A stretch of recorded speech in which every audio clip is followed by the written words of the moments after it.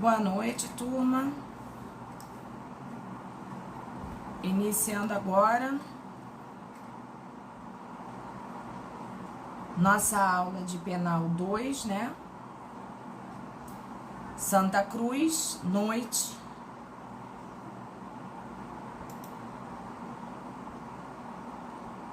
Dia 21/5. Vamos dar início, continuidade, né, na verdade, aos nossos conhecimentos. Bom, antes de tudo e mais nada, todos bem?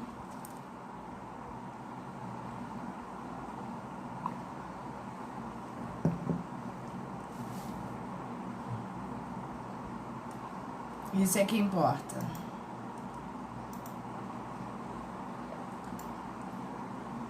Nós chegamos a finalizar o material 2.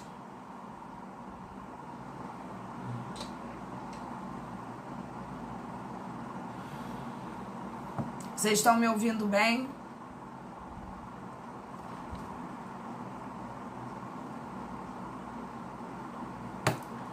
No slide 56 do material 2.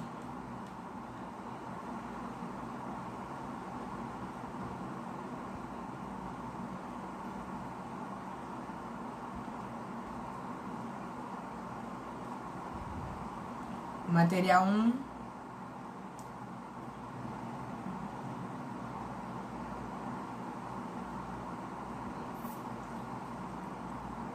Verificaram que eu postei já um material novo lá?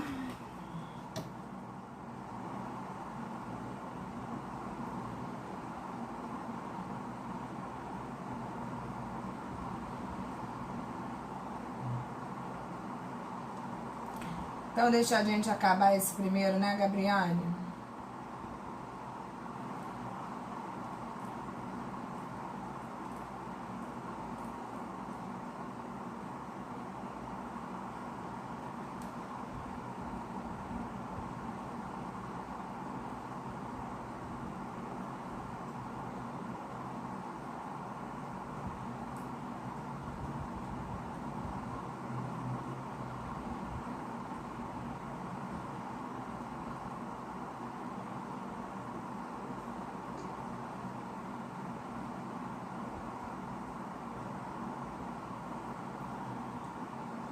Já estamos, então, no finalzinho da nossa apostila mais pesada,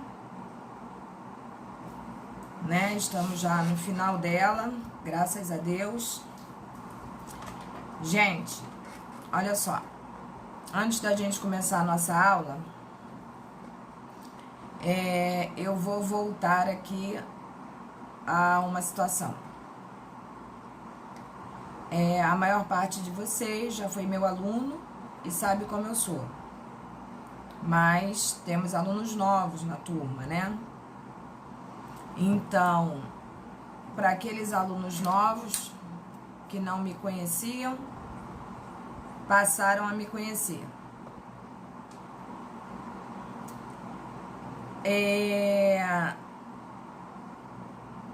Vou ser muito breve mesmo.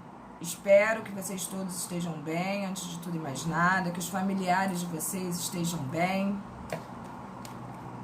e que a gente possa, na P2, pegar firme. Tô pensando numa P2 diferenciada, estou vendo se eu consigo trazer uma novidade para vocês.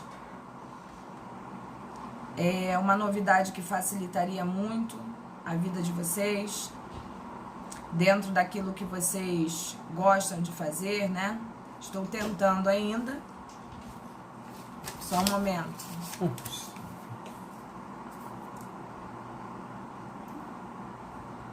Tem alguém sem?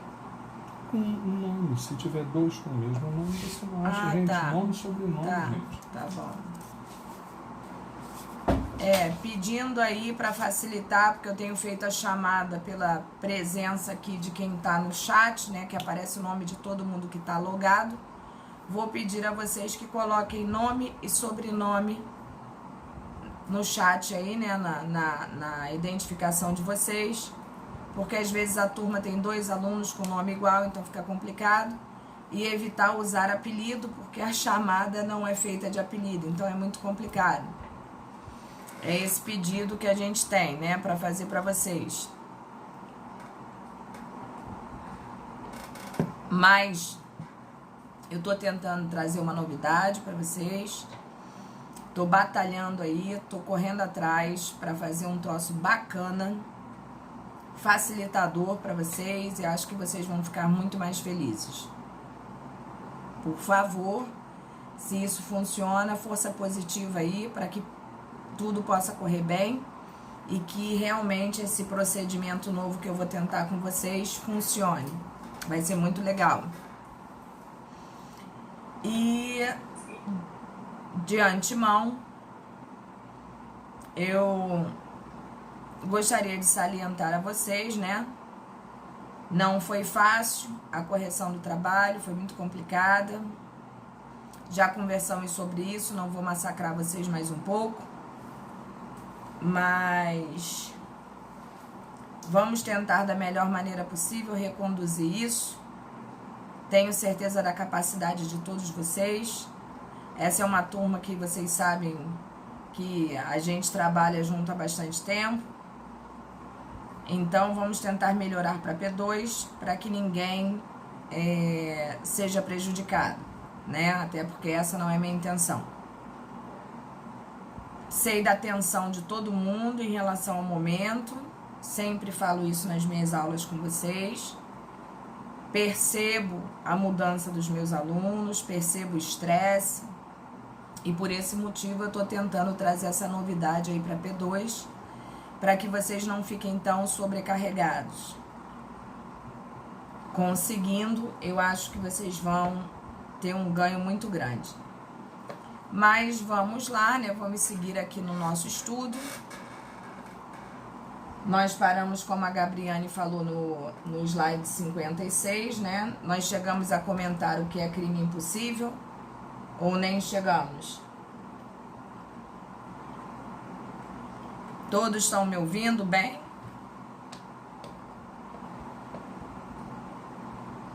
Não tá ouvindo não, Keila?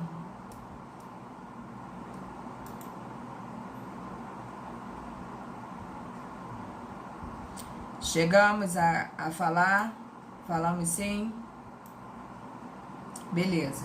Então, na verdade, seria o slide 57, né? Se nós explicamos o 56... seria, então, o slide 57. Beleza.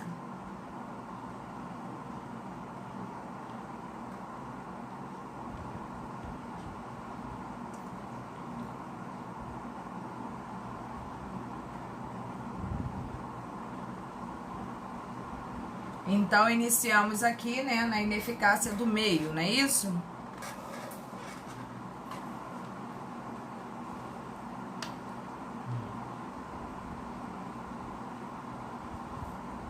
Bom, de qualquer forma, como ninguém está respondendo, eu vou de novo ao crime impossível e a gente dá sequência, né?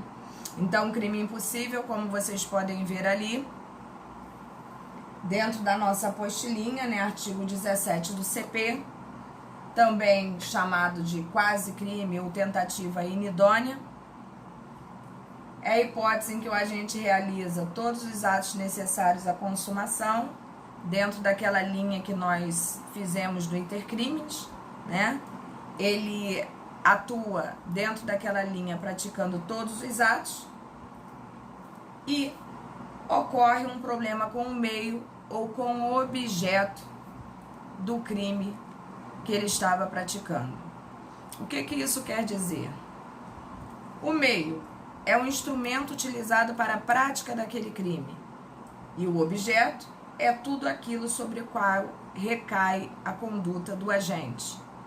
Então, deu para ver a diferença básica entre o meio empregado e o objeto a ser perseguido. Quando o problema ocorre com o meio, fala-se em ineficácia do meio utilizado. Quando o problema ocorre com o objeto, fala-se em impropriedade. São coisas distintas, hein? A ineficácia e a impropriedade podem ser absoluta ou relativa. Sendo relativa a ineficácia ou a impropriedade, estaremos diante de tentativa perfeita, que nós já vimos lá atrás no slide anterior. Do contrário, será caso de crime impossível, tá? Não teria como ocorrer, né? No caso de situação que é considerada, assim, dentro daquilo que nós acabamos de falar, absolutamente, hipótese em que não há nenhuma possibilidade de haver consumação do crime, porque a ineficácia ou a impropriedade não correspondem de maneira relativa, né? E sim absoluta, impedindo que tal situação ocorra. Por isso ela é absoluta, gerando o quê? Um crime impossível de ocorrer, uma vez que existe a impossibilidade de se chegar até o final, né, pelo meio empregado ou pelo objeto que foi perseguido. E a relativa, em hipótese em que há uma chance, ainda que mínima, mas corre o risco da consumação ocorrer. E isso nós já vimos, inclusive, lá atrás, né, com os exemplos de Asdrubal e Batista, quando nós falamos antes da nossa atividade, que valeria a nota, né, a nossa avaliação, nós falamos exatamente sobre todos os exemplos existentes. E vamos aqui partir para a ineficácia do meio com um novo exemplo em relação à situação acolhida. Exemplo 1 que eu coloquei aí para vocês. Batista quer matar Asdrubal. Vai a uma festa onde Asdrubal está e coloca em seu copo um punhado daquilo que Batista pensa ser veneno. Asdrubal bebe e não morre. É que ao pegar o veneno no armário, Batista enganou-se pegando frasco de bicarbonato de sódio. Eu tenho quase que certeza que eu já expliquei isso para vocês, inclusive com o mesmo exemplo, mas vamos repassar. Houve um problema com o meio. E qual é o meio? O meio empregado para gerar a morte de quem? De Asdrubal. Batista utilizou-se de um meio que, em regra, não gera a morte de ninguém, que é bicarbonato de sódio. Essa ineficácia do meio jamais poderá levar a vítima à morte, sendo, portanto, absoluta. Houve, na verdade, uma tentativa, mas não será punida, porque essa ineficácia torna impossível a obtenção do resultado pretendido. Deu para vocês assimilarem aí o que seria, em verdade, a questão de uma tentativa, que o meio empregado não foi eficaz, né? Eu diria assim, impossível. Não existia a menor possibilidade de haver a morte, como se delineou ali. E por isso o meio empregado, ele é considerado de forma absoluta, gerando uma impossibilidade do crime ocorrer, uma vez que ninguém morre por causa de bicarbonato. Nesse sentido, essa tentativa não seria, não poderia ser correspondida ao nível da pessoa ser punida, tá? Não existe essa possibilidade. O exemplo 2 que nós temos aqui, Batista decide tentar novamente e desta vez coloca 2 gotas de veneno líquido dentro do copo, né, de Asdrubal, que bebe e não morre por circunstâncias alheias à vontade de Batista. Ou seja, no exemplo que nós temos aqui, é que o veneno foi colocado em quantidade inferior a que, em regra, poderia levar a uma morte imediata. E compleição física de Asdrúbal era muito grande, né? Era um cara forte, e aquelas 2 gotas de veneno não possibilitaram a morte daquela criatura. Entretanto, há uma chance de alguém morrer ingerindo veneno. Para isso o nome é veneno, não é remédio. Desde que colocado na quantidade correta. Por isso, trata-se de ineficácia relativa do meio empregado. Então, observem a diferença existente entre um exemplo e outro, e vocês vão perceber, né, o que seria a questão da ineficácia absoluta do meio empregado e a ineficácia relativa também do meio empregado. A primeira, que a gente considera absoluta, é impossível ocorrer a morte do agente com o meio empregado, não existia a menor possibilidade, mas na segunda possibilidade ali, o segundo exemplo, claramente poderia ter levado alguém à morte se fosse uma pessoa de uma compleição física menor, né? Não tão forte, e poderia ainda assim acarretar o óbito daquela criatura. Neste sentido, observamos que aqui houve uma questão de ineficácia relativa, uma vez que poderia ter ocorrido. Agora, vamos entrar na impropriedade do objeto. Exemplo 1. A mulher de Batista pensa estar grávida. Ela pensa estar grávida. Decide praticar o autoaborto. Ela empreende todas as manobras abortivas sem, no entanto, estar grávida, não havendo, por esta razão, consumação do crime. Ora, gente, se eu não estou grávida, eu posso dar 100 pulos, fazer 50 agachamentos, posso tomar todos os remédios abortivos existentes, posso fazer qualquer situação que levaria uma pessoa grávida a abortar, mas se eu não estou grávida, como isso de fato aconteceria? Então, observamos que aqui a impropriedade é o objeto, né? Não é a ineficácia do meio utilizado, e sim uma impropriedade do objeto. A impropriedade absoluta do objeto se deu porque não havia o feto. E se não há feto, não há nada intrauterino que tenha vida para sair, não há que se falar em aborto. Não se pune esta tentativa, sendo considerada também crime impossível. Exemplo 2. Quanto à impropriedade, tá, gente? Agora nós vamos tratar da impropriedade relativa. Batista descobriu qual a dosagem correta de veneno e a coloca no copo de Asdrúbal, que vem a beber, mas não morre. É que Asdrúbal tem compleição física invejável, um cara muito forte. Por ser um excelente atleta e por esta razão resistiu ao efeito do veneno. Houve impropriedade relativa do objeto, porque há uma chance de ocorrer a consumação. Batista responderá pela tentativa. Perceberam a diferença?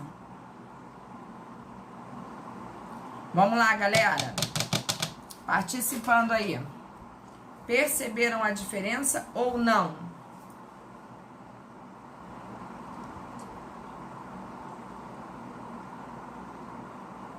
Não? Qual foi a dificuldade, Alessandro?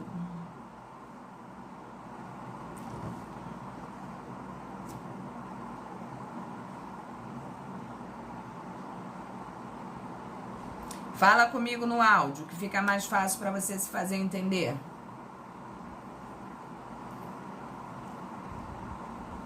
Quando a impropriedade é absoluta, não existe a menor possibilidade de ocorrer. Quando a impropriedade é relativa,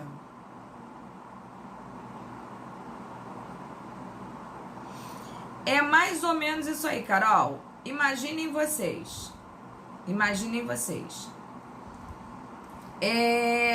Vamos usar a mesma história do aborto.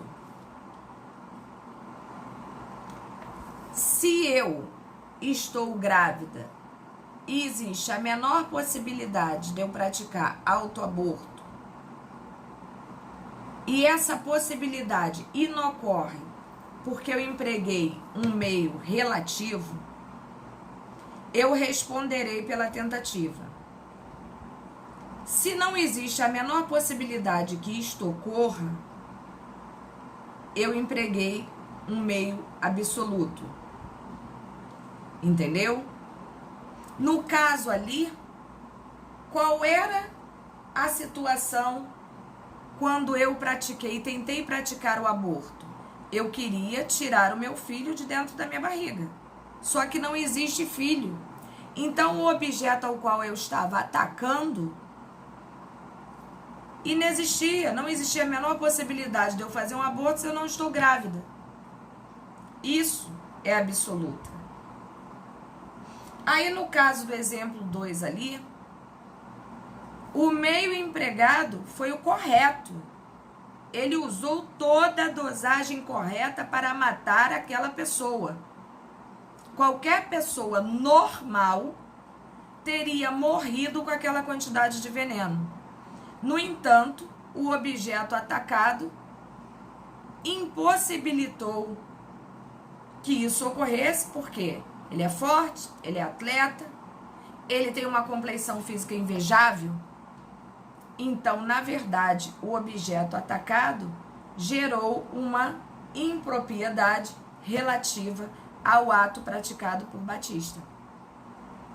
Deu para entender isso aí ou não?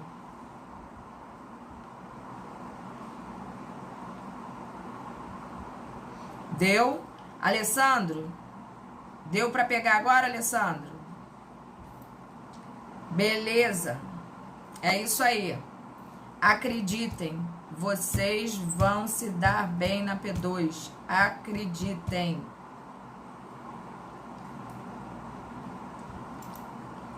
Bom. E agora partindo aqui para o delito putativo por obra do agente provocador. Delito putativo é aquele que não existe na verdade. O nome putativo nos remete a uma coisa inexistente, a um erro. Este delito não vai existir porque as circunstâncias do crime foram alteradas para que o sujeito praticasse o crime, que ao praticá-lo obrigatoriamente seria apanhado em flagrante. É aquilo que a gente chama de flagrante preparado, flagrante esperado, entendeu? Cada um dá um nome equivalente à situação montada, criada. A gente induz a pessoa a um erro gerado por nós para facilitar uma situação X, da qual seria impossível ocorrer da maneira como ocorreu. É hipótese de flagrante preparado ou provocado. As circunstâncias são colocadas de uma forma tal para que o agente seja apanhado praticando o crime. Qualquer pessoa pode preparar um flagrante, embora na maioria dos casos isto seja feito pela polícia. O exemplo que eu coloquei aqui para vocês é o seguinte: os policiais sabem que em determinada localidade ocorrem furtos de veículos. Colocam então no local um automóvel novo, com os vidros abertos e a chave na ignição. Pô, mel.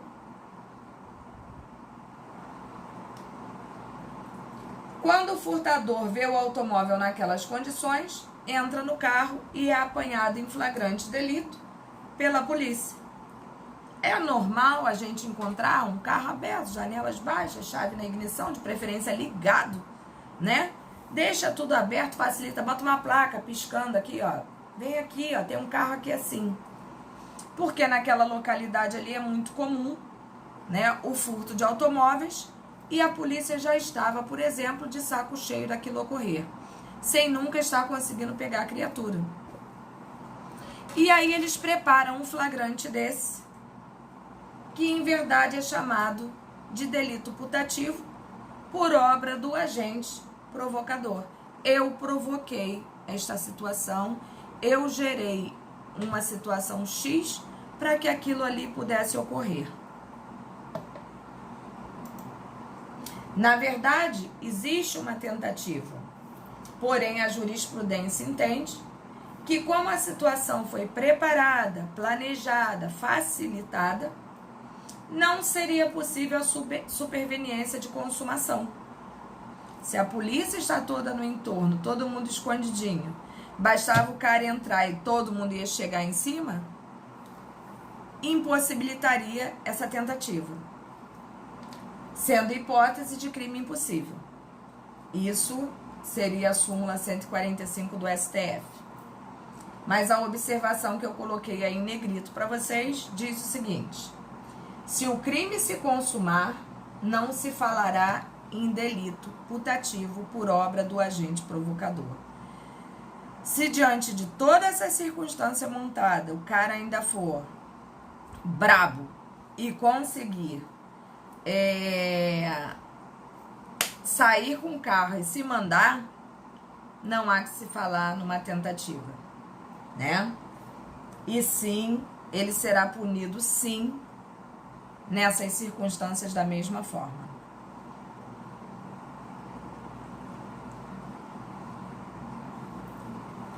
Tá conseguindo, Duda?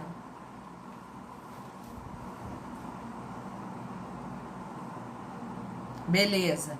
Deu para entender essa questão aí, galera?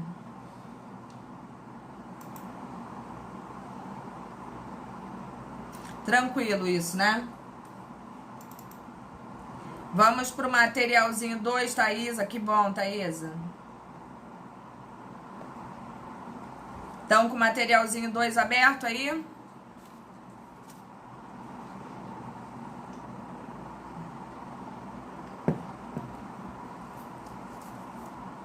Beleza.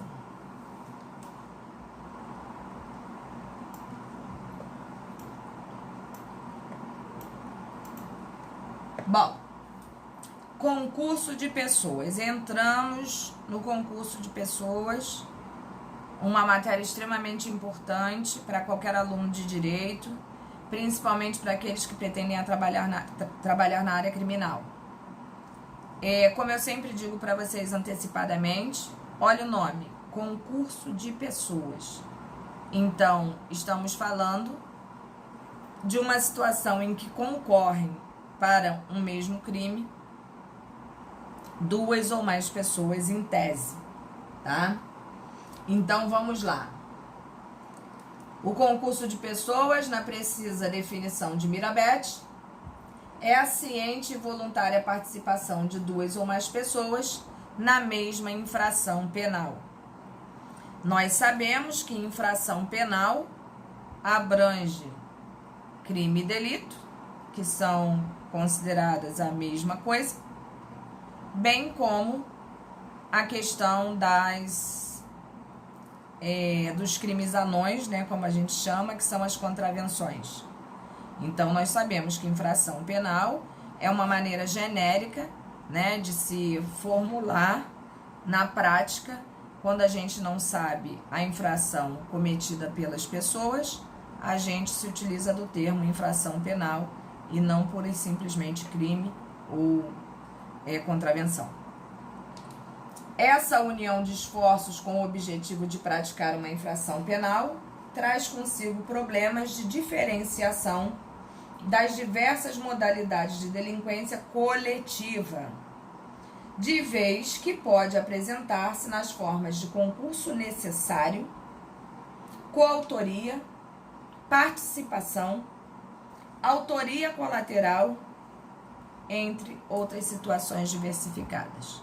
Então, nós vamos com calma, é uma matéria tranquila, bem fácil, e que eu tenho certeza que vai fazer toda a diferença no conhecimento de vocês. De início, é fundamental observar o teor do artigo 29 do Código Penal. Quem, de qualquer modo, concorre para o crime, incide nas penas a estes cominadas na medida de sua culpabilidade. Então, observem que nós estamos falando em regra, que mais de uma pessoa pratica o ato delituoso em concurso uma com a outra. Parágrafo 1º aí, ó. Se a participação for de menor importância, a pena pode ser diminuída de 1/6 a 1/3. Se algum dos concorrentes quis participar de crimes menos grave, ser-lhe-á aplicada a pena deste. Essa pena será aumentada até a metade, na hipótese de ter sido previsível o resultado mais grave. Ou seja, previu-se que poderia ocorrer um resultado mais grave, a pena pode ser aumentada. Na prática forense, observa-se que muitos crimes são praticados apenas por um agente que sozinho pratica a conduta. Ainda lembram o que é conduta, não é isso? Todavia, alguns crimes são cometidos por mais de um indivíduo. A gente vê isso muito na prática, né, no nosso dia a dia. Isso é muito comum, até na prisão em flagrante, né? 2 ou mais pessoas cometendo o crime em conjunto, em concurso, né? Até aqui tranquilo para vocês?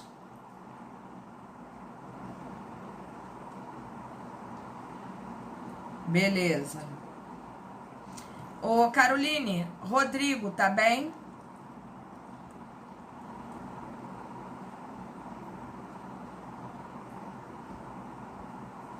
Sim. Beleza, gente, beleza. Isso que é importante, beleza. Então, vamos lá. Espécies de crime quanto ao concurso de pessoas. Se eu conseguir hoje dar essa apostila para vocês, eu já vou me dar por satisfeita, entendeu? Eu, inclusive, se eu tiver que parar a aula antes, se eu conseguir dar essa apostila toda, eu me dou por satisfeita, porque eu cumpri meu objetivo em relação à turma. Falou com ele, Alessandro? Que bom, já tá em casa, tá tudo certinho, né?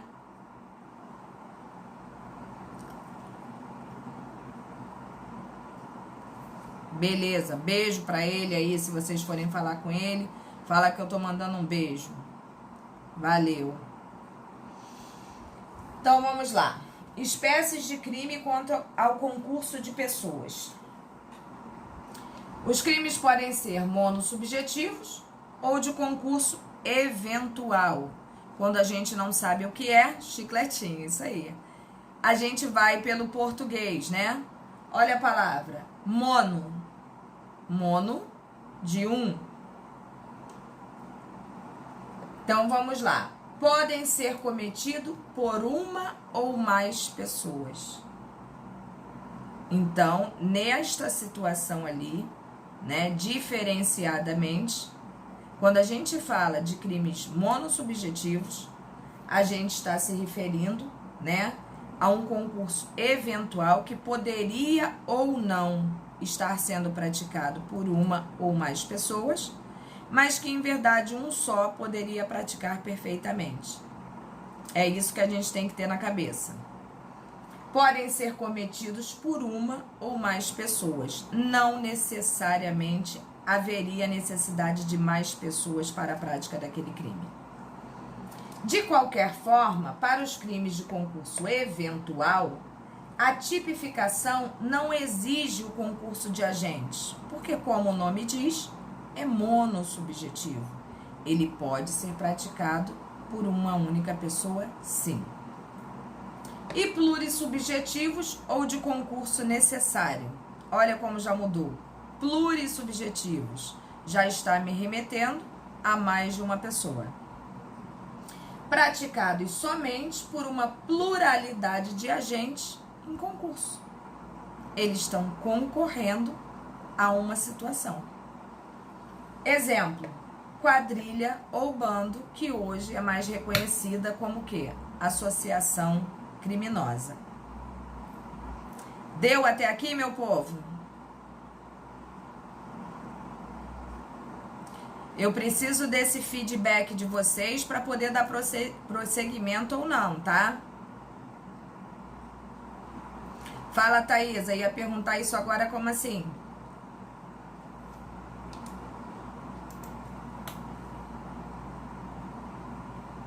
Ah, tá.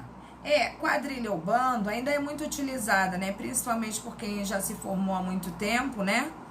Mas, em verdade, o nome utilizado hoje, mais modernamente falando, na verdade é só uma questão de nomenclatura mesmo, né? É a associação criminosa.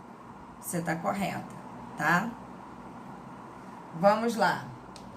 Os crimes de concurso necessário podem ser A.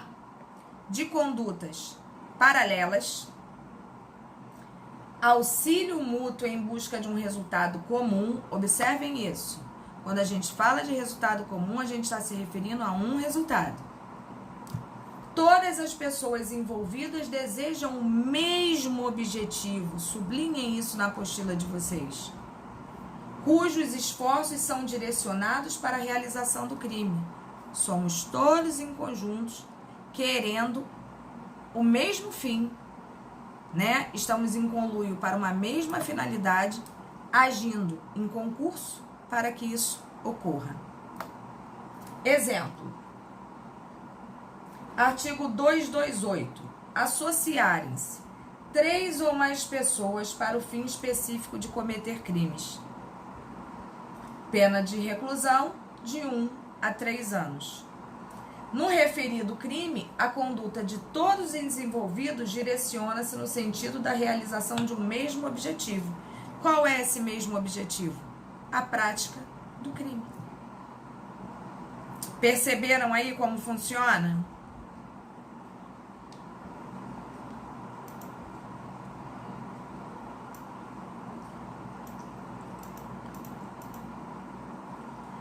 Agora vamos lá. De condutas convergentes, que é bem diferente. Nós não estamos falando mais de situações paralelas. Como ensina Fernando Capês, as condutas tendem a encontrar-se e desse encontro surge o resultado. É bem diferente do outro, não é isso? A conduta de um agente direciona-se a de outro, sendo que do encontro de ambas surge o resultado. Como exemplo clássico, temos o 240 do CP, que é o adultério.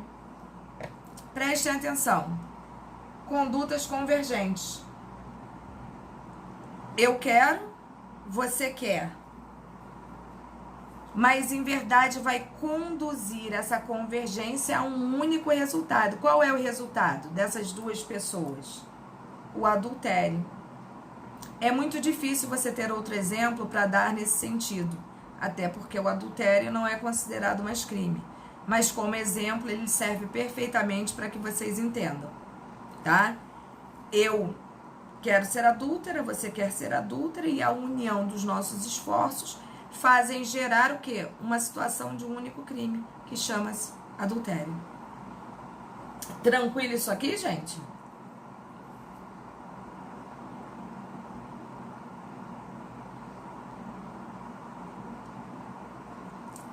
Alô?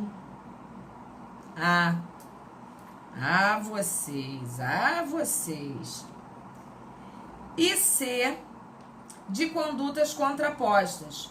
Condutas praticadas uma contra as outras. Para isso elas são contrapostas. Sendo ao mesmo tempo autores e vítimas. Que é o exemplo aí do 137, que é o crime de rixa, né?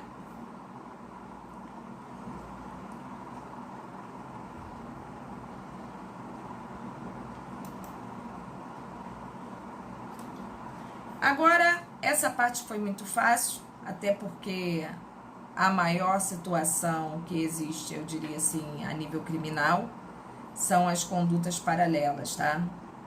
As condutas paralelas são o que mais vocês vão ver na vida e facilmente vocês vão saber definir e distingui-las. Agora, autoria. A autoria já, por mais que pareça mais fácil, é uma situação assim um pouquinho mais complexa, mas em verdade eu tenho certeza que diante daquilo que vocês já sabem de direito penal também não vai ficar muito dificultoso. Conceito polêmico, cingido por 3 posições. Teoria unitária, que diz que todos são autores, não existindo partícipe. Se 2 ou mais pessoas se programam para a prática de crime, elas atuam em conjunto naquilo ali. Para essa primeira teoria unitária, ela diz que pouco importa. O importante é que eles estão coadunados e que todos são autores, não existindo participação. A teoria extensiva nos diz o seguinte: também não faz qualquer diferenciação entre autor e partícipe, mas admite a existência de causas de diminuição de pena, estabelecendo diferentes graus de autoria. Ou seja, estamos querendo a mesma situação, mas dentro daquele ato criminoso, a minha conduta foi muito mais importante do que a de outro. Entende-se pela teoria extensiva que também não faz diferença entre a questão do autor e do partícipe, mas em contrapartida, na hora de penalizar, dependendo do ato praticado por cada um poderá ter uma pena mais exacerbada e a outra mais diminuída.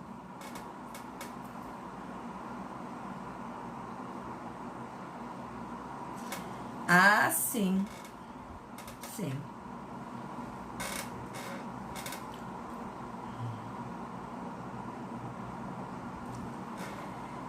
Carol, em tese, eu diria para vocês que na prática é mais ou menos isso que acontece. E para isso existem os advogados, né, que vão duelar, demonstrando que existe diferença nos atos praticados, e aí você vai interpelar o judiciário, entendeu? Informando, né? Até trabalhando na questão da individualização da pena, vamos dizer assim. É por isso que é um assunto tão fácil e às vezes se torna assim um contexto mais complexo. Mas em verdade isso tudo a gente vai aprendendo. Que a gente vai lidando com isso de acordo com as situações que vão aparecendo pra gente. A teoria extensiva, Mariana. A teoria extensiva, ela também não faz a diferenciação de autor e partícipe, assim como a questão da teoria unitária. Mas ela diz que, apesar de não admitir essa diferença, né, existe uma diferenciação de diminuição da pena, estabelecendo o quê? Graus de autoria. Todos são autores, mas de acordo com o ato praticado por cada um receberá uma pena maior e outro receberá uma pena menor, de acordo com a cooperação, né, na prática daquele crime ali. Entendeu, Mariana?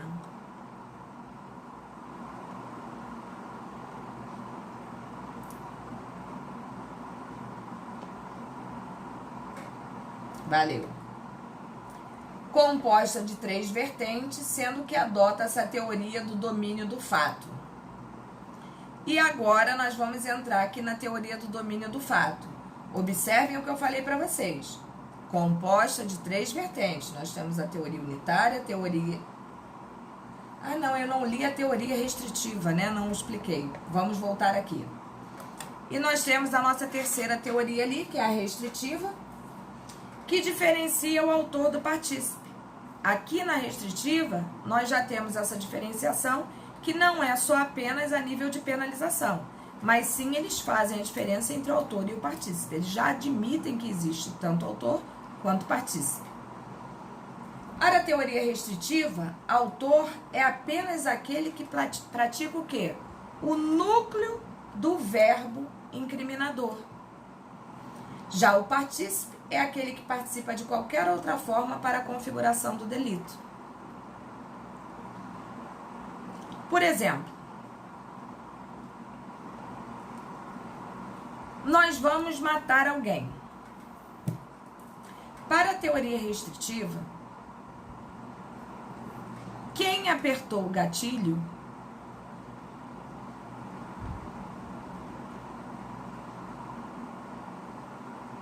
Eu não vi, eu não sei, mas deve ser um bom exemplo. Quem apertou o gatilho seria o autor da situação. Mas eu posso ter, por exemplo, emprestado uma arma, né? A minha faca, não fui eu que esfaqueei, mas de qualquer forma eu participei daquela condição existente ali. Então, obviamente, a minha participação se deu, foi importante, porque muitas das vezes não teria ocorrido o crime sem a minha participação, mas em verdade, para essa teoria ali, o autor é aquele cara que tirou a vida. Entendeu? Tranquilo isso aí ou não?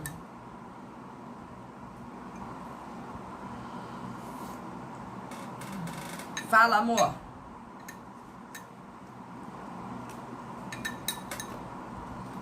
Fala, Keila. Que bom que vocês entenderam. Ah, agora eu vou entrar nisso aí com você, Keila. Vamos seguir aí que eu vou te responder. Continuando, não vai ficar sem resposta, não. Teoria do domínio do fato. Parte da teoria restritiva com critério objetivo e subjetivo. Autor é o que detém o controle final. Olha isso, olha a importância disso. Controle final. Olha o nome, controle. É até o cara que pode, muitas das vezes, o quê? Evitar. Então, vamos lá. Sendo que tem o domínio de toda a realização do delito, inclusive com poderes absolutos de decisão a respeito da prática do crime. OBS aí, ó. Entende-se assim que a teoria do domínio do fato afirma que autor é a pessoa que, mesmo não tendo praticado a conduta, né, aquela conduta que a gente considera que é o núcleo do tipo penal, que é o verbo, decidiu e ordenou a prática. Ora, se eu contrato alguém para matar outro alguém, aquela pessoa contratada, ela só vai matar aquele alguém porque eu pedi, ou eu paguei, sei lá. Mas eu tenho controle da situação? Eu tenho domínio do fato? Tenho. Porque se eu quiser, por exemplo, desistir, basta que eu pegue o meu telefone e ligue, ó, não quero que faça mais, pode parar onde você tá aí. Se não matou, por favor, não mate. Eu tenho domínio? Tenho. Aquela criatura, por acaso, apertaria o gatilho, mas amando a meu comando. Até aqui tá dando pra entender?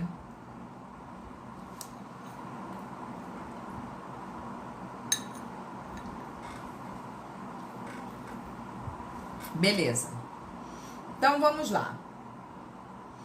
O mentor intelectual da infração não é tratado como mero partícipe, havendo relação de hierarquia entre ele e seu subordinado. Seu ato não se restringe a induzir ou instigar. É bem diferente, tá, gente? É questão de comando, de domínio. Deve ser considerado, de acordo com esta teoria, autor do delito e responder penalmente nessa qualidade. Olha isso, eu não matei, eu não realizei o núcleo do verbo, do tipo penal, mas eu ordenei, eu tinha o controle, eu tinha o domínio, eu poderia fazer, eu poderia parar, eu comandei. Então vejam aí que situação complicada. OBS aí, ó. Importante se faz ressaltar que no Brasil a lei adota a teoria restritiva. Respondida aí, Keila.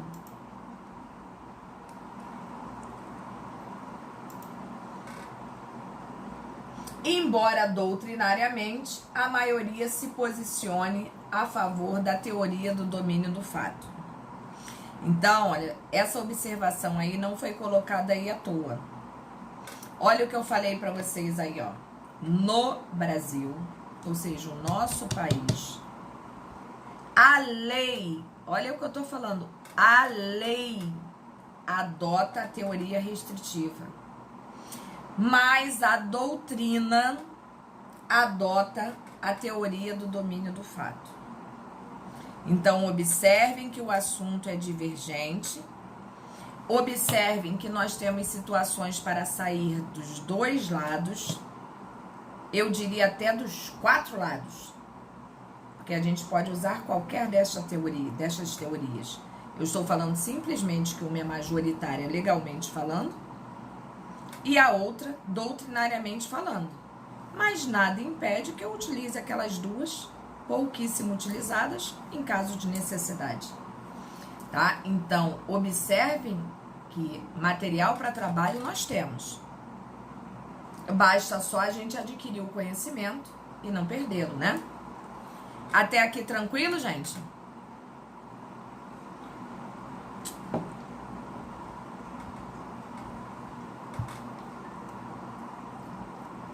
Oi, Keila.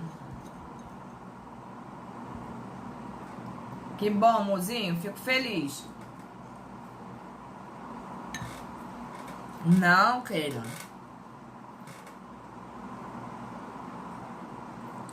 Keila, você escolheu uma profissão para seguir que, lamentavelmente, o resto da sua vida profissional você vai dar de cara com todas essas vertentes diferenciadoras. Para isso, eu falo para vocês o quê? Nós temos a lei, que é aquilo que está no código, ou fora dele, né? O código é uma lei geral, né? Mas nós temos leis especiais, que às vezes falam especificamente sobre determinado assunto, mas não deixam de ser leis. Então, quando a gente fala ali que o Brasil adota, a nível de lei, a teoria restritiva, é porque a lei nos impõe isso. Mas aí pessoas como você, como o Mozinho, como a Carol e outros colegas nossos que aí estão, começam a trabalhar dentro daquilo que a gente sabe o que é o direito penal e começam a enxergar que existem outras vertentes possíveis de serem empregadas. E a gente começa, inclusive, a escrever sobre o assunto, e não é escrever assim, eu achei bonito, vou criar isso. Não, é fundamentar o seu pensamento. Por que que eu posso utilizar essa teoria do domínio do fato? Porque eu pensei, eu raciocinei, eu estudei a situação, a hipótese, né, o caso concreto, e cheguei à conclusão de que, apesar da lei me impor uma situação, existem casos que devem ser analisados de forma o quê? Diferenciada. E aí é que criam-se essas várias correntes, que não são correntes simplesmente geradas assim, hoje eu acordei, eu quero montar uma corrente. Não é isso. Tem que ser realmente fundamentada.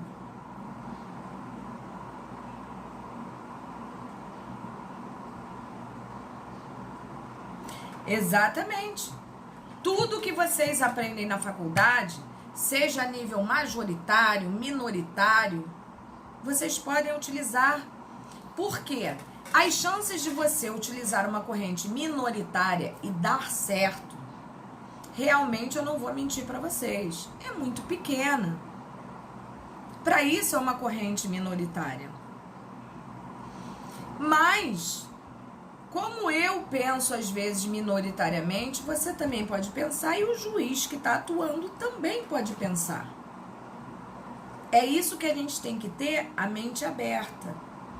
O Brasil nós temos lei, nós temos doutrina e ainda temos a jurisprudência. Ou seja, nós temos 3 situações para serem trabalhadas. E às vezes a jurisprudência está anos-luz na frente da lei, da doutrina. Por quê? Porque já decidiu tantos casos iguais àquele ali e ela passa a quase que unificar uma decisão. Entendeu, Keila? Então, para que a gente possa organizar melhor essas ideias, eu diria assim que a prática realmente vai te ensinar muito, vai te levar muito a perceber certos fatores, para a gente não ficar o tempo todo bitolado na lei, porque na verdade a lei é feita de forma para todos, ou para uma maioria, vamos colocar assim, mas se nós pararmos para analisar caso a caso, a gente vai ver que eles podem ser parecidos, mas não necessariamente iguais. E para isso nós precisamos de outras saídas relativas àquele determinado assunto. Beleza, Keila? Vamos lá. Formas de concurso de pessoas. Coautoria. Provavelmente vocês já são carecas de ouvir esse nome, né? Autoria, o cara que pratica o ato, né? O verbo, né? O núcleo do tipo penal. E olha bem a coautoria. A conduta principal é realizada por todos os agentes, em colaboração recíproca, mútua, os quais buscam o mesmo fim. A atuação de cada envolvido é consciente e querida por cada um deles. É isso que a gente não pode se esquecer. Todos que ali estão em concurso, eles têm a mesma vontade, a mesma dedicação, o mesmo objetivo para aquele fim a que se destina aquela reunião de pessoas ali. Dessa forma, a coautoria revela-se quando 2 ou mais agentes, em conjunto, realizam o verbo do tipo. Não há necessidade que a contribuição de cada autor seja a mesma, podendo haver, para tanto, divisão de tarefas, tá? Então, esse termo coautoria se dá a partir do momento que eu e você queremos a mesma coisa, nos unimos para aquela mesma coisa, com desígnios iguais, com colaboração recíproca, com o mesmo fim, a mesma finalidade, objetivo, dê o nome que vocês quiserem, e ainda que eu não participe do núcleo do tipo sem a minha ajuda, em tese aquilo ali não ocorreria. Isso é coautoria. Aí vamos lá. Crimes omissivos próprios. Não cabe coautoria. Exemplo: 2 pessoas que deixam de prestar socorro, podendo fazê-lo, cometem cada qual omissão de socorro. Não existe coautoria nesse sentido. Tô eu passando na rua, você, Keila, passando na rua. Uma pessoa necessita de ajuda. Eu e você, a gente nem se conhece. Nunca combinamos nada, não queríamos nem a mesma coisa, mas ambas deixaram de ajudar. Não há que falar em coautoria aí, tá, gente? Até porque nós não temos desígnios iguais, nem nos conhecíamos. Mas, neste caso aqui, cada uma de nós praticou o crime de omissão, separadamente. Não há que se falar em concurso de pessoas. Tranquilo isso aí?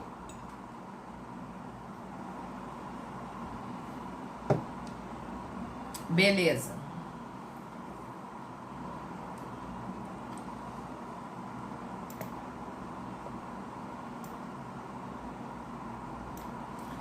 Bom, agora chegamos na participação. É aquele que concorre para que o autor ou coautor realizem a conduta principal, de algum modo, sem praticar o núcleo do tipo, concorre para a produção do resultado.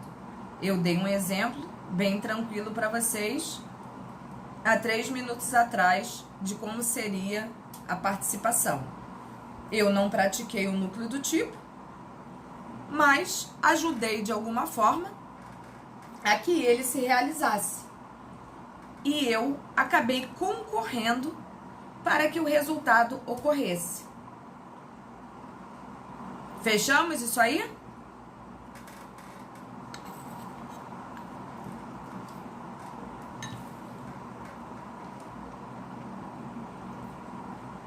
OBS aí, ó. Cuidado com isso aí.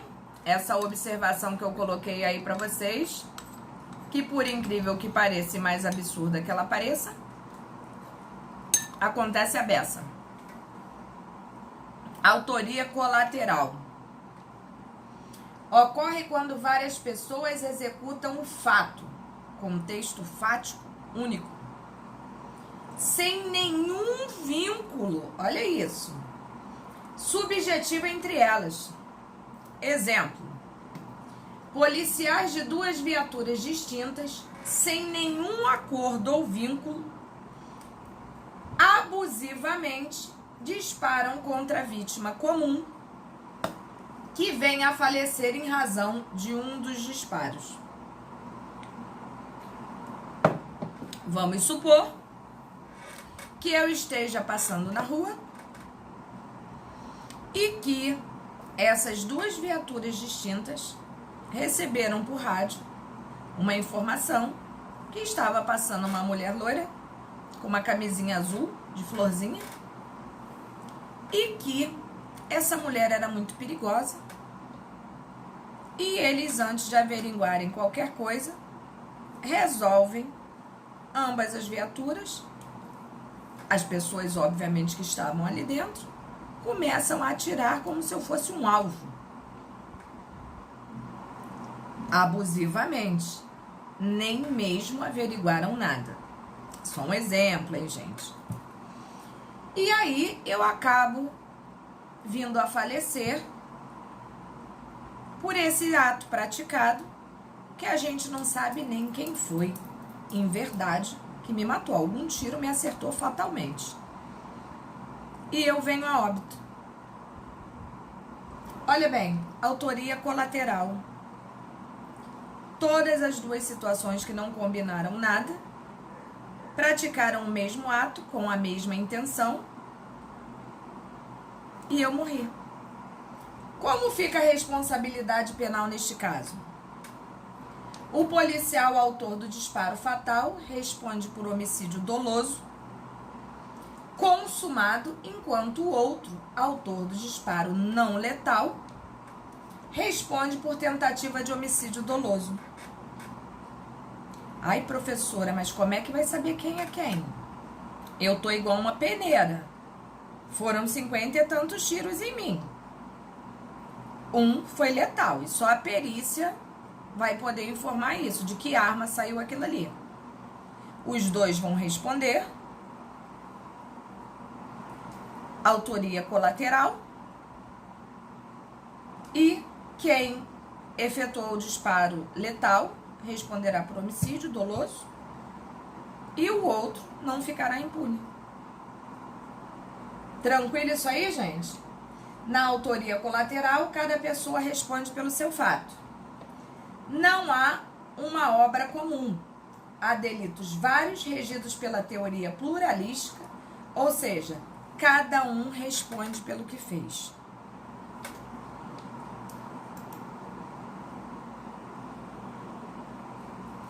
Tranquilo?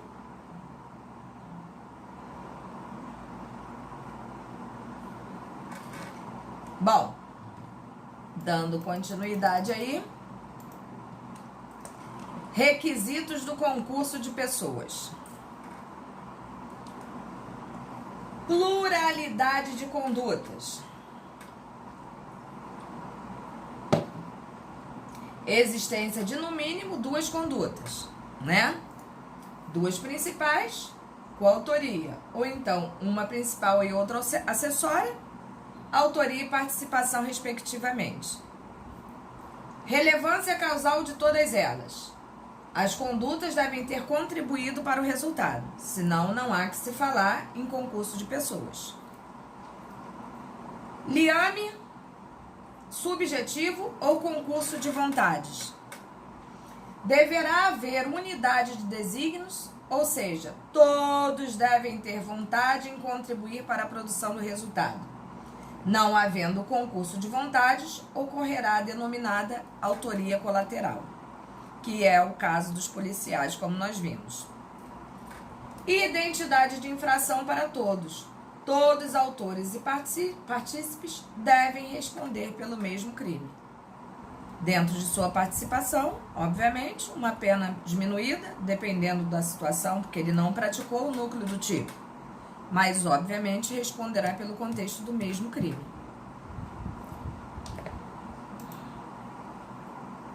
Tranquilo? Eu tô achando que a minha turma hoje tá meio morna. Eu acho que vocês ficaram mal acostumados aí com esse negócio de prova. Tá todo mundo meio mole.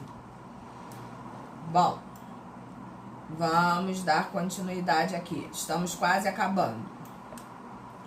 Participação e crime culposo. Até então, nós só falamos em crime doloso. Tá não, professora. Saudade. Muita saudade. Ah, mozinho, eu também. Pode acreditar.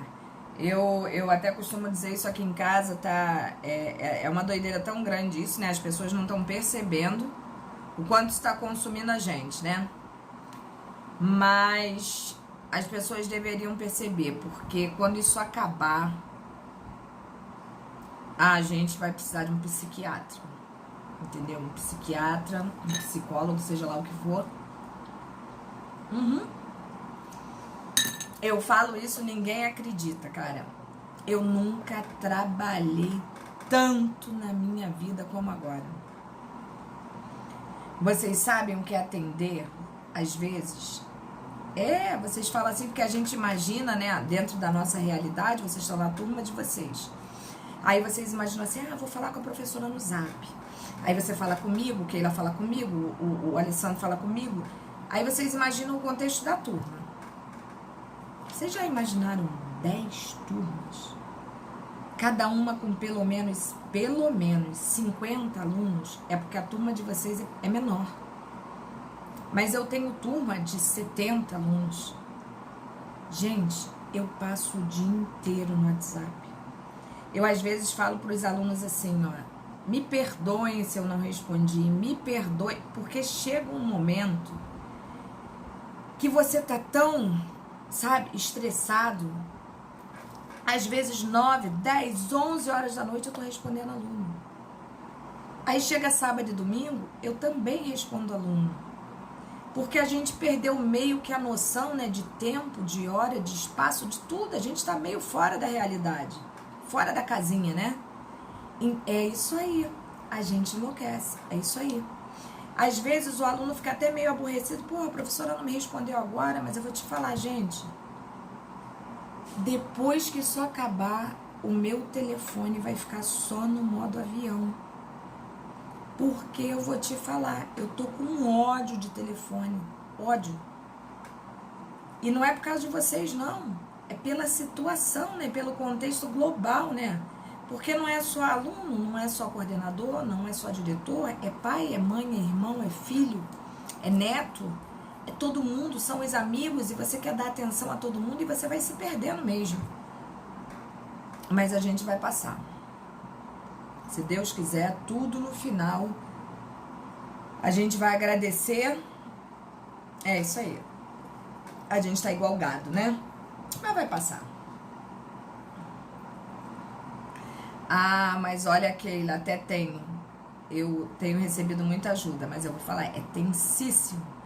Como eu mostrei pra vocês, eu imprimi todos os trabalhos que vocês me mandaram de todas as turmas. Eu dou aula para 5 matérias diferentes, né? Penal 1, Penal 2, NPJ Civil, NPJ Penal e Civil 5. Então você já imaginou você ter que montar trabalho, aula, e atender isso tudo, e corrigir isso tudo, imprimir isso tudo, e tudo tem prazo, né? Aí você fica meio enlouquecido, mas vai passar, vai passar. Bom, vamos lá pra gente poder acabar logo com isso, né? Então vamos lá. Participação em crime culposo. Existem duas posições. Impossibilidade de participação em crime culposo. No crime culposo, não existe a descrição de conduta principal, visto a generalidade da descrição, né? Como a participação é conduta acessória, olha bem, não havendo a descrição do principal, impossível a participação. Por quê? Porque o acessório segue o principal. E se a conduta é culposa, como é que eu combino isso antes? Né? É complicado. Aí tem a segunda posição que diz o seguinte, que existe sim a possibilidade de participação em crime culposo. Seria possível definir a conduta principal. Por exemplo, quem comete o homicídio culposo é autor, quem o auxilia, o partícipe.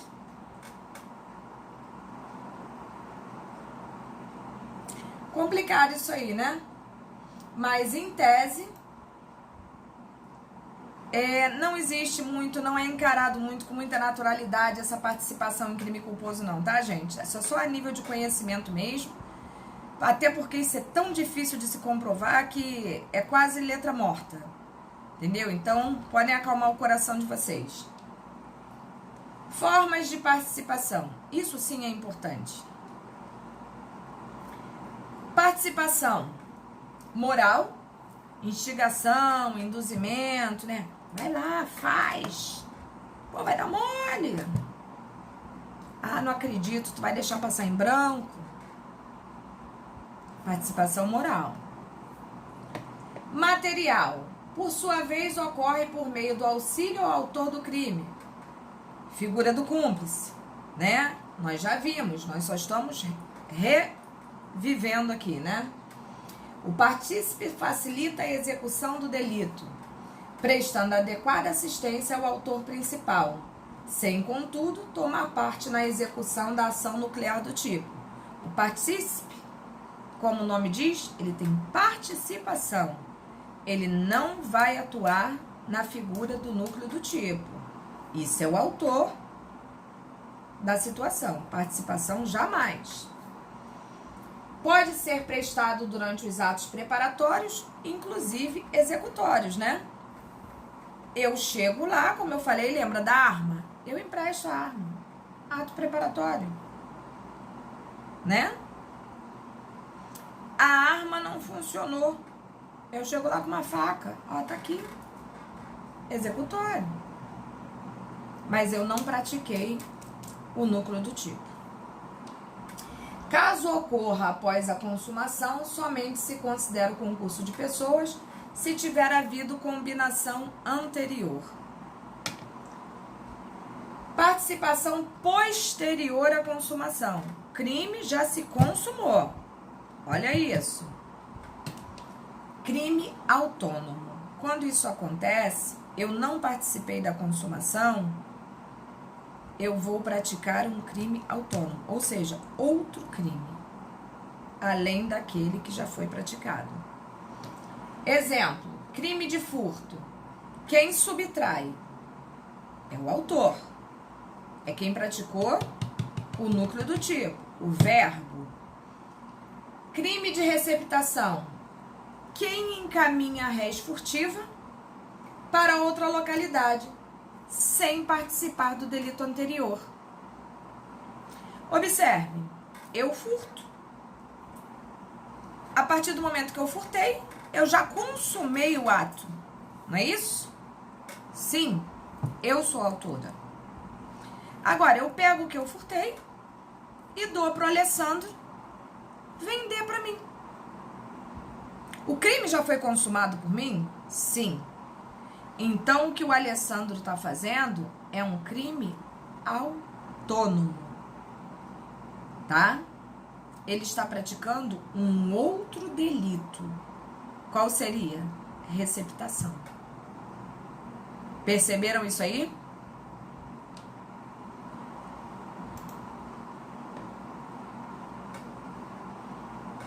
Beleza. Autoria colateral, nós já vimos, né? Nós só vamos repetir aqui. 2 ou mais agentes realizam a conduta sem liame subjetivo entre eles. A e B disparam simultaneamente na vítima sem que um conheça a conduta do outro. É o caso dos policiais que nós colocamos. Autoria incerta, quando na autoria colateral... Olha que coisa interessante isso aí, gente. Se liga nisso. Autoria incerta. Quando na autoria colateral, aquela história dos policiais, há dúvida de quem for o causador do resultado. Qual foi a munição, né? O disparo que matou. Qual foi? Exemplo. Seguindo o mesmo exemplo acima, caso não haja como apontar o disparo que causou o resultado morte, aplicando-se o indúbio pro réu, ambos respondem por homicídio tentado. Na dúvida, a gente não pode acusar. Ah, eu acho que... Não, você não pode achar. Mas eu sei que o disparo saiu da arma de ambos. Então, para que eles não saiam impunes, os dois responderão por tentativa de homicídio. Pois a balística, né, a perícia, não conseguiu detectar de que arma saiu o tiro fatal. Tranquilo?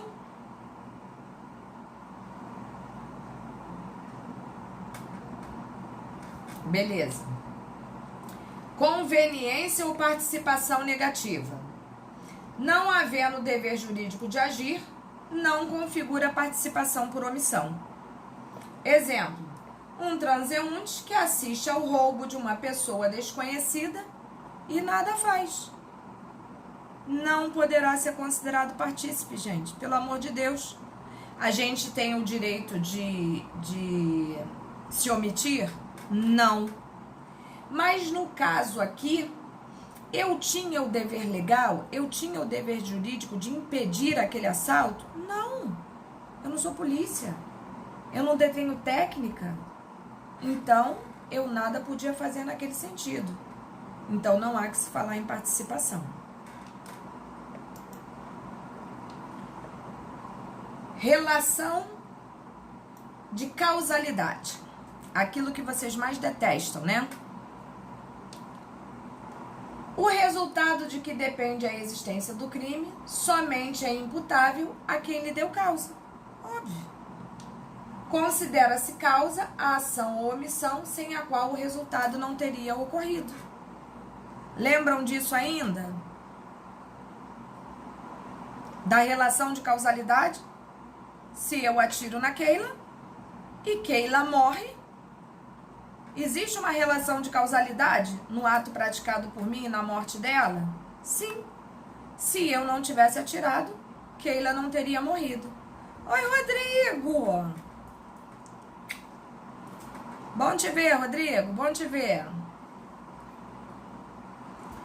Relevância da omissão.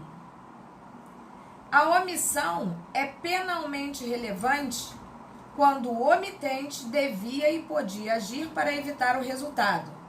O dever de agir incumbe a quem? Querido, a mesma coisa, pode acreditar. Feliz por você. Feliz. E vendo você feliz, eu fico feliz. Tenha, por lei, a obrigação de cuidado, proteção e vigilância. De outra forma, assumiu a responsabilidade de impedir o resultado. Com seu comportamento anterior, criou o risco da ocorrência do resultado. Então, olha a relevância da omissão. A importância da omissão, né? Nessas circunstâncias que nós estamos vendo aqui. A lei é clara. Não há o que discutir. Então, a omissão, ela vai ter essa característica de importância em situações relevantes como aquela que nós colocamos ali. Dúvidas, gente, quanto a isso aí? Tá dando para entender ou tá complicado na cabeça de vocês?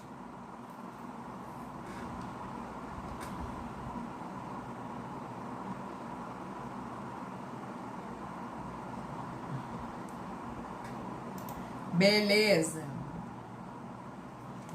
Participação por omissão. Quando havendo o dever jurídico de agir para evitar o resultado, o sujeito omite-se intencionalmente. Quando a gente fala dever jurídico de agir para evitar o resultado, a gente está falando exatamente de pessoas que ocupam situações especiais, né? Para que não deixasse uma certa e determinada pessoa passar pelo que passou. Quando essa pessoa se omite, ela acabou de gerar um problema a nível criminal, né? Segundo Kleber Masson, a participação por omissão é possível, desde que o omitente, além de poder agir no caso concreto, tivesse ainda o dever de agir para evitar o resultado, por se enquadrar em algumas das hipóteses delineadas pelo artigo 13, parágrafo 2º do Código Penal. Como exemplo, o autor diz ser partícipe do furto, olha isso, o policial militar que presencia a subtração de bens de uma pessoa e nada faz porque estava fumando um cigarro. A participação só acontece, portanto, nos crimes comissivos por omissão, quem tinha o dever legal de agir e não agiu querendo não agir, como para fumar um cigarro, atender um celular, mandar um zap, falar, deixa roubar, deixa furtar, deixa fazer o que quiser, onde o agente podia e devia ter evitado o resultado. Então ele pode ser enquadrado como partícipe daquela situação por não ter evitado o resultado a nível de omissão de um dever legal que ele possuía.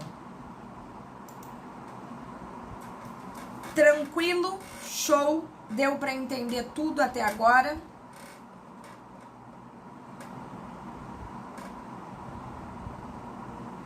Hein, galerinha do bem?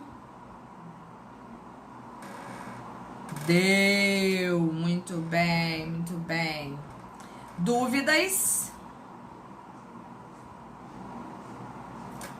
Então, vocês observem que já temos... Vocês são maravilhosos. Eu, às vezes, tenho vontade de puxar a orelha de vocês, mas vocês são maravilhosos. Prestem atenção. O material 3 já está disposto no seguro, tá? Para a nossa próxima aula. Então, nesse momento, eu me despeço de vocês com um beijo na testa de vocês, um abraço forte aí, virtual. E que Deus proteja a semana de vocês, que Deus proteja a família de vocês e que semana que vem todos nós possamos estar aqui. Tá bom, gente? Beijo no coração de vocês. Até, gente. Muito feliz em te ver, hein, Chicletinho?